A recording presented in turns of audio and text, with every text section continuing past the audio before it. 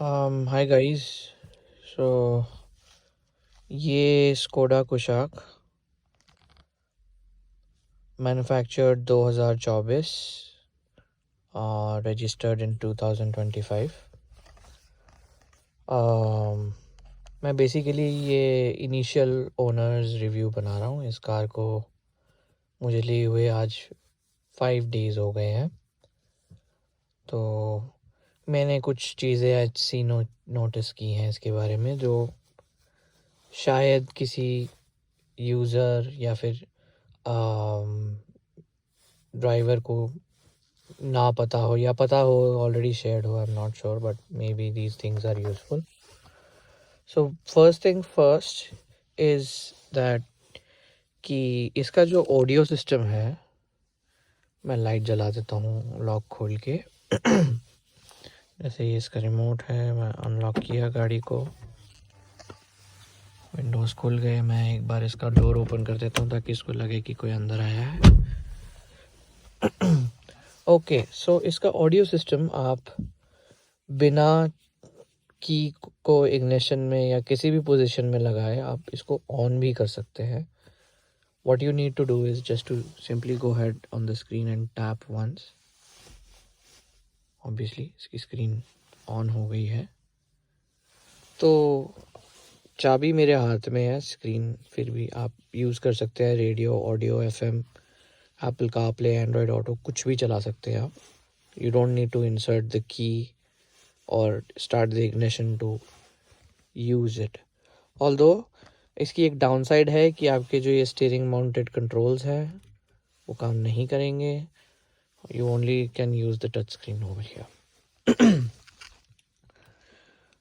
Okay, so second thing is that कि इसका जो एयर कंडीशनर है, बेसिकली सॉरी मैं बताना भूल गया, ये स्पोर्टलाइन मॉडल है जो कि टॉप एंड से एक नीचे या फिर बेसिक से 2 ऊपर कह सकते हैं आप। इसमें काफ़ी गुड टू हैव फीचर्स हैं और काफ़ी अननेसेसरी फीचर्स भी हैं, पर it's okay.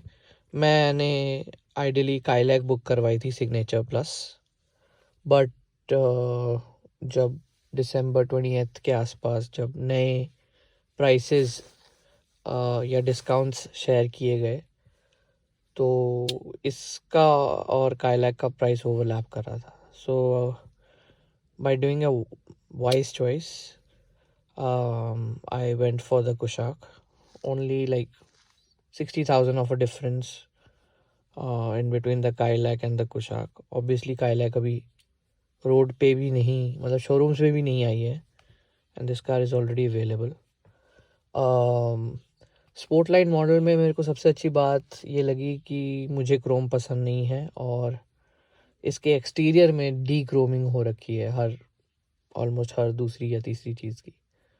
So that is something I like कि इसमें बाहर एक्सटीरियर में डी क्रोमिंग हुई है। आई विश इसमें इंटीरियर में भी डी क्रोमिंग थोड़ी बहुत की होती जैसे स्टीयरिंग व्हील पे, बट इट्स ओके, मतलब इतना ज़्यादा भी नहीं है, not a big thing. Okay, so overall drive ये 1 लीटर मैनुअल है, अच्छी है। मैं एक ऑल्टो 800 से मैंने इस पर अपग्रेड किया है, करीब करीब 6 से 7 साल उसको ड्राइव किया है, और उसके बाद मैंने स्कोडा कुशाक पे अपग्रेड किया। हालांकि एक बहुत काइंड ऑफ बड़ा अपग्रेड है मेरे लिए। इंजन वाइज शायद ना हो, मतलब I mean power of wise obviously है इसमें, ये टर्बो चार्ज है, Alto was a non turbo charge car, and ये थोड़ी ऑब्वियसली थर्ड, एंड जो क्वालिटी ऑफ मटेरियल है is way higher than what I had in, मतलब ऑल्टो में इन कंपैरिजन। सो ये कार मुझे एज पर प्राइस करीब करीब 14,50,000 60,000 के आसपास पड़ गई on road. A very good price obviously.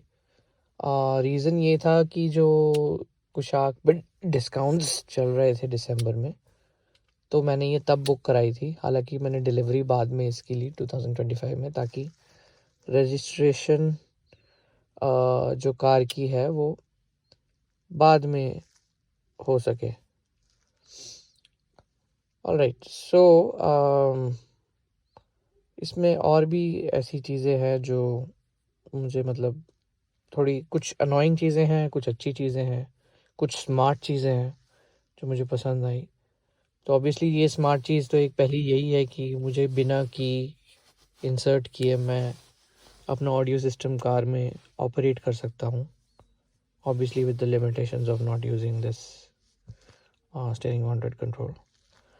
एक अनोइंग थिंग ये थी कि जो एयर कंडीशनर है इसका, जो इसकी टच बेस्ड एयर कंडीशनर है, इस पे एक्सीडेंटल क्लिक्स बहुत होते हैं, स्पेशली जब आप गियर चेंजेस करते हैं। तो instead of having an open hand of gear shifting, आपको बहुत एक क्लोज हैंड रखना पड़ता है और ट्राई करते हैं कि ऐसे ही गियर शिफ्ट करें ताकि आपका हाथ इन टच कंट्रोल्स के आसपास ना आ पाए।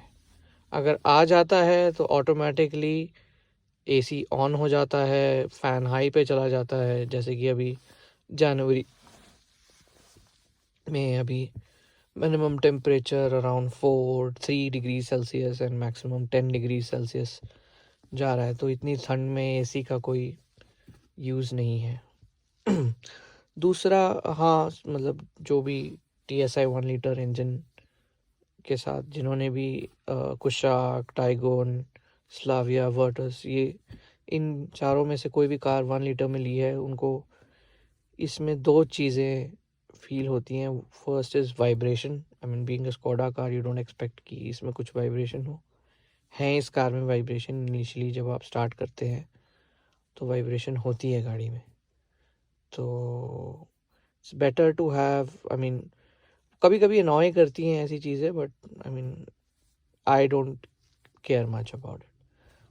कल मुझे चांस मिला इसका क्रूज़ कंट्रोल टेस्ट करना, तो इसमें मैंने ऑब्ज़र्व किया कि ये मतलब इतनी जल्दी रिएक्ट नहीं करता है। जब आप उसमें टैप करते हो तो स्पीड को पिक करने में बहुत टाइम लगता है, which is safety wise a good thing, but overall मतलब कभी कभी थोड़ा सा ये लगता है कि ये इतनी मतलब जल्दी स्पीड पिक क्यों नहीं कर रहा है। कोई एक्सेसरी मैंने इस कार में नहीं लगवाई है। ये कार फुल्ली फ्लेज्ड है, इसमें सब कुछ ऑलरेडी है। 10 इंचेस की स्क्रीन ऑलरेडी है। हालांकि इतनी कॉस्टली कार जब कोई ख़रीदता है वो एक्सपेक्ट करता है कि एटलीस्ट इसमें पुश बटन स्टार्ट हो। हालांकि I don't have any requirements कि पुश बटन स्टार्ट होनी चाहिए। है तो ठीक है, नहीं है तो it's okay, we can just insert the key and so ये वाले स्पोर्टलाइन मॉडल में आपको की इंसर्ट करके कार स्टार्ट करनी पड़ती है। तो it's the conventional way of using the flip key and inserting it into the ignition. एक छोटी सी एडवाइस मैं अपने सारे फेलो ड्राइवर्स एंड सजेशंस, जो भी कार चलाते हैं, कोई भी कार आप चलाते हैं, मैनुअल, ऑटोमेटिक, पेट्रोल, डीजल, जब भी आप कार की कीज़ इग्निशन में डालें, आई मीन आपके पास अगर टाइम है टू स्पेयर, मतलब एक सेकंड मैं इसको इसमें लगा लेता हूँ, सॉरी गाइस। ओके, सो जब भी आप अपनी कार स्टार्ट करने वाले हैं या इग्निशन में डालते हैं, जैसे कि मैंने अभी इसको इग्निशन में डाला, तो आप ये देख रहे होंगे ये सारी लाइट्स आपको दिख रही हैं। आप वेट करें कि इसमें से मैक्सिमम लाइट्स ऑफ हो जाए। रीज़न बीइंग, जो ECU है वो टर्न ऑन होता है और वो सारे सिस्टम्स एक बार चेक करता है। हर गाड़ी में नहीं होता है, कुछ गाड़ी में होता है, कुछ में नहीं होता है। तो जब आप इसको इंसर्ट करते हैं तो आप एटलीस्ट वेट करें 2 या 4 सेकंड ECU को दें बूट करने के लिए, ताकि उसके बाद फिर आप अपनी कार स्टार्ट करें। एक और बात, जब आप कार स्टार्ट कर लेते हैं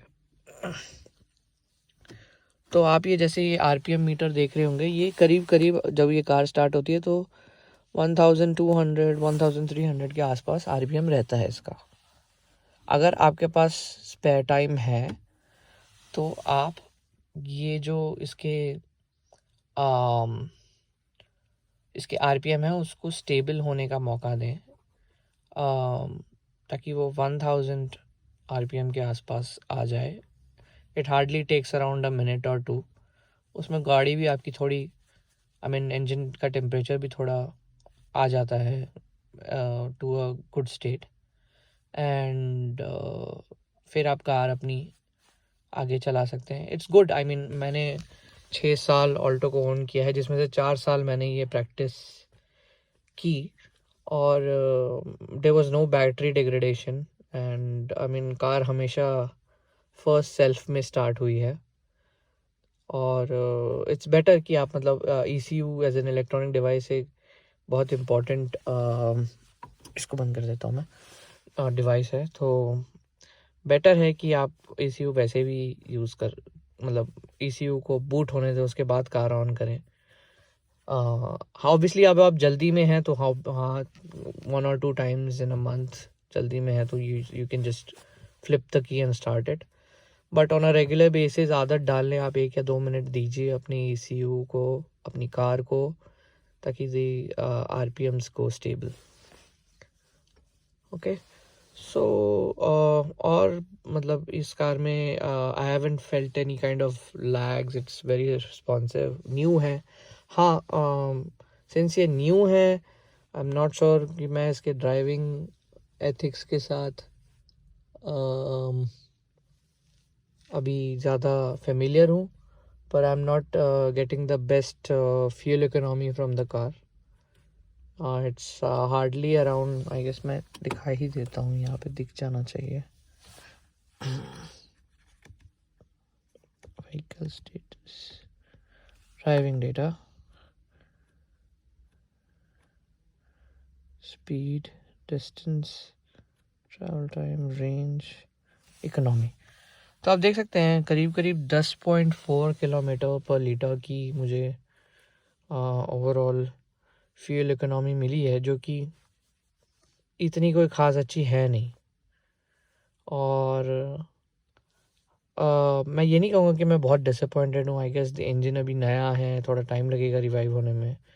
इसकी फ़र्स्ट सर्विस भी 15,000 किलोमीटर्स के बाद होगी.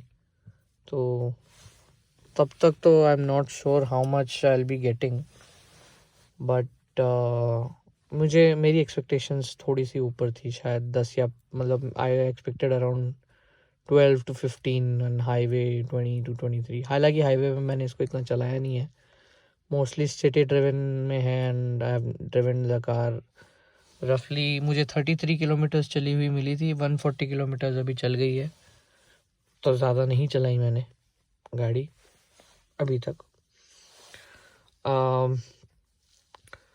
तो क्या ये गाड़ी बहुत बहुत अच्छी लगी मुझे क्वालिटी वाइज. इंजन रिस्पॉन्स, और इसमें बहुत सारी ऐसी एक्सेसरीज हैं स्पोर्टलाइन मॉडल में जो आपको अच्छी भी लग सकती हैं और अननेसेसरी भी लग सकती हैं. जैसे कि ये छोटे बिट्स, जैसे कि आपको ये नीचे मैं दिखा पाऊँ, लाइट जला के नहीं दिखा पाऊँगा. ओके. सो यहाँ पे शायद एक्स्ट्रा लाइट्स जलाने से हो जाएगा. Let me try. ओके. सो जो यहाँ पे पेडल्स हैं कार के नीचे, वो स्पोर्टी पेडल्स हैं.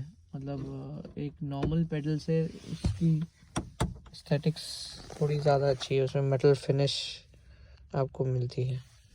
आई गेस आपको यूट्यूब पे बहुत सारे वीडियोस मिल जाएंगे रिगार्डिंग दैट. ये एक एसेसरी भी है, अगर आपको अपने लो मॉडल में लगवाना है आप लगवा सकते हैं. तो ये मेरे को ऑलरेडी प्री इंस्टॉल्ड मिला इस कार में.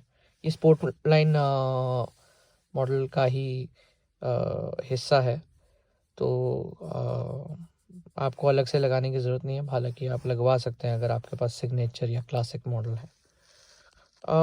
यूसेज के हिसाब से हाँ, रबराइज्ड हैं और ग्रिप अच्छी है इस पर. नॉर्मल वाले हैं उस पर भी ग्रिप अच्छी होती है, लेकिन ये एस्थेटिकली अच्छे लगते हैं देखने में. whenever someone else sits on your car, in your car, and sees these pedals, they are amused. So that kind of a feeling कि हाँ स्पोर्टी फीलिंग है इस कार की. तो स्पोर्टलाइन जो मॉडल का नाम इन्होंने दिया है, इट डज जस्टिस. राइट. सो मैं बहुत थैंकफुल हूँ एक यूट्यूबर जिनका नाम